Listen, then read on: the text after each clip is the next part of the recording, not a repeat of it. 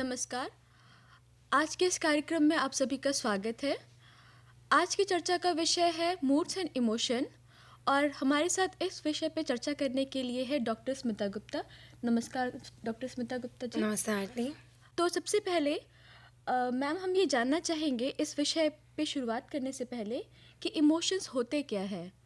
आरती, emotions से पहले मैं एक चीज़ और बताना चाहूँगी जिसे हम मूड्स कहते हैं। इनफैक्ट मूड और इमोशंस को बहुत ही आगे पीछे एक तरह इंटर लिंकेज की तरह से यूज़ किया जाता है। So in order to explain emotion it is also necessary that one should know about moods. तो मूड्स के बारे में बताने से ज़्यादा अच्छा है कि एक छोटा सा हम क्लिप दिखाएं जिसके थ्रू हम समझाने की कोशिश करेंगे कि मूड्स क्या है, उसके बाद हम इमोशंस पे पहुंचेंगे। तो सबसे पहले आप एक क्लिप देखें जिसमें हम मूड्स के बारे में दिखा रहे हैं।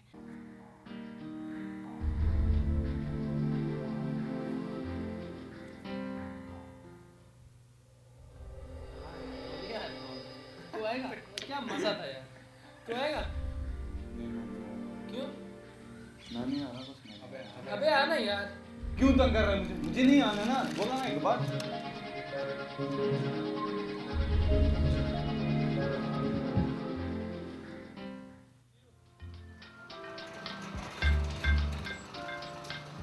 ओए अंधा है क्या, नजर नहीं आता? अरे सॉरी भैया। क्या सॉरी लग रहा है?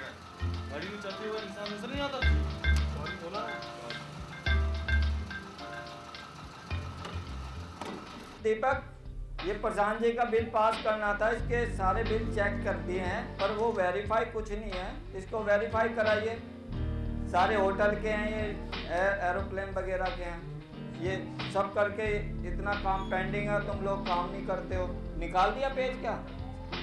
अच्छा, ये निकाल दिया। अरे ये क्या है? ये क्या काम करते हो? 4 बार बताया तुम्हें।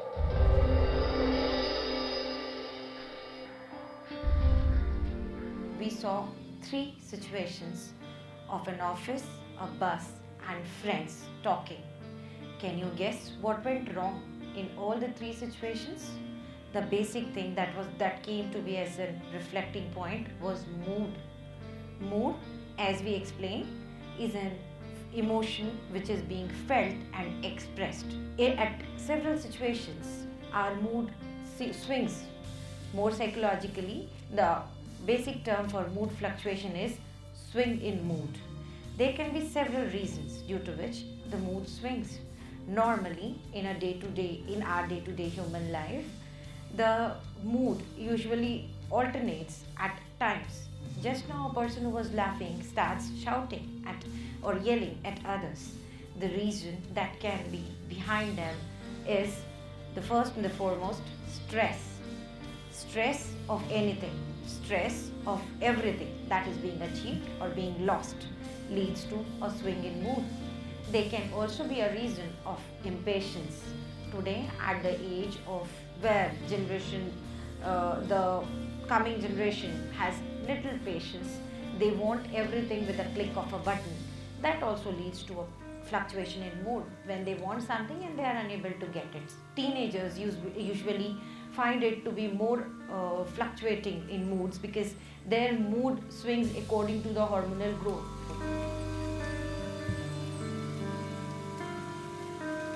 The best remedy is to be calm and quiet.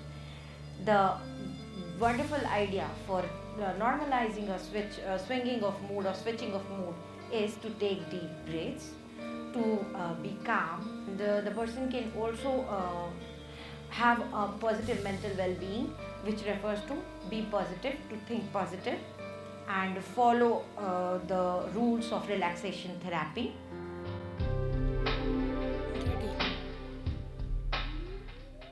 So this was all about moods and mood swings. Mood fluctuates, it swings, but it is different than emotion. In fact, there is a thin line of difference between moods and emotions, but yet emotions, they actually rule our lives and they also affect our decisions. So mood is in fact an influensive thing which influences our day-to-day routine, as well as it also helps out. Sometimes it hurdles or helps out our problem making or decision taking situations. So, Aarti, if I want to explain you something that is related to what is emotions, in that case, emotion, it is a complex psychosocial state. The emotion involves three basic components, which are subjective experience, physiological response, and behavioral expression. That means once we feel emotions, once our emotion is felt by an individual, that refers to subjective experience, and this subjective experience can differ from individual to individual. Apart from that, once an emotion is felt, there are some internal bodily changes which are known as physiological response, and these internal bodily changes reflects to certain feelings, and later on these feelings are expressed in form of our behavioral response, which is behavioral expression. That is, when you are angry on someone, you feel angry, and your physiological response is your heartbeat increases, you start feeling hot, the temperature of body inside increases, and you start feeling stressed, you want to grip your wrist. And then once this physiological response takes place, anger is expressed in your behavior as well. You'll start clutching your, gripping your wrist, you'll start clenching your teeth. So, in this way, your emotions will be ultimately expressed. Therefore, emotion involves three basic components. Thank you ma'am. अभी हमने जो clip देखा उसमें हमने ये देखा कि mood swing क्या होते हैं, पर जैसा मुझे लगता है कि मूड्स और इमोशंस में कुछ तो डिफरेंस है। जैसे कि हमने यूजुअली सुना होगा कि आज मेरा मूड ख़राब है तो इसलिए मुझे गुस्सा आ रहा है, गुस्सा तो इमोशन हुआ, पर एग्जैक्टली डिफरेंस क्या है इन दोनों के बीच, आप हमें बताएंगे? बिल्कुल, जैसे कि मैंने पहले भी कहा कि there is a thin line of difference between moods and emotions, but yes they are different. In fact emotions have a clear cause, emotions के पीछे में कोई क्लियर कॉज होता है। यानी मान लो आपने कोई ब्यूटीफुल मॉन्यूमेंट देख लिया, तो उसको देख के you felt amazed, you felt happy after seeing a beautiful monument. In that case, yes, emotions have a clear cause, but moods are free floating. That is, they don't have a particular cause, and they don't even have a particular time to extend up to. That means they are more long lasting. Emotions are short time period, but moods are long lasting.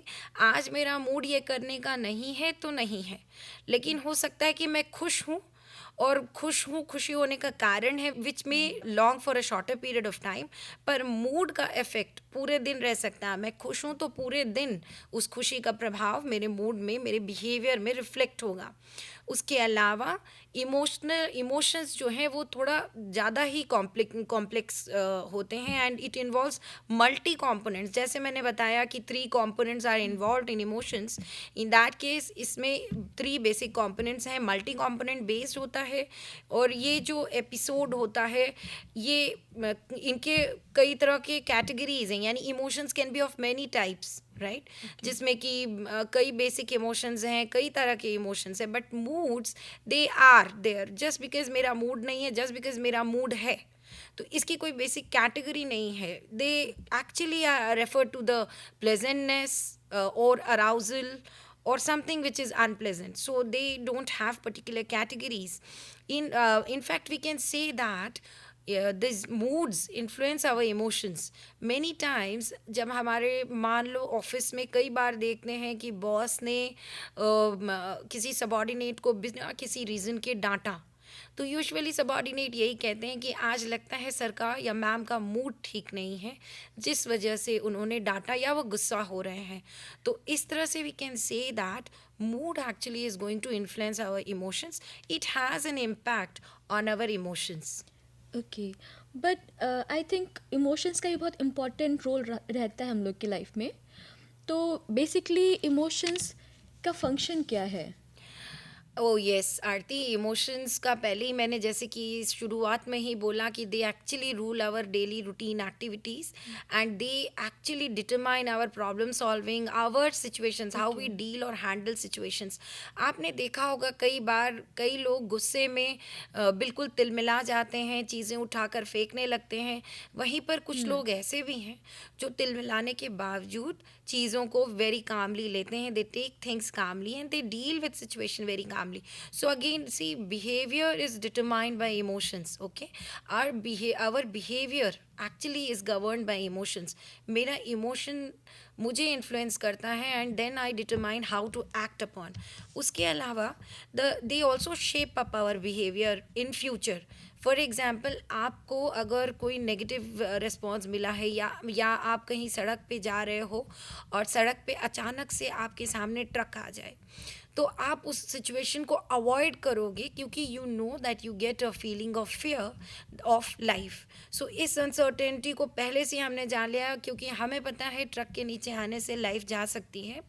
उस वजह से हम truck को avoid कर रहे हैं. So in a way it shapes up our future behaviour. उसके अलावा as already said or mentioned, they act as signals. They help us to interact with people. मतलब सामने वाला अगर आपको देख के स्माइल करता है तो बट नेचुरल एक ऑटोमेटिक रिस्पॉन्स है smile. A response of smile is always a smile, even if it is in front of a stranger. So, in fact, it helps in effective interaction with individuals. Your emotions actually influence your interaction with individuals.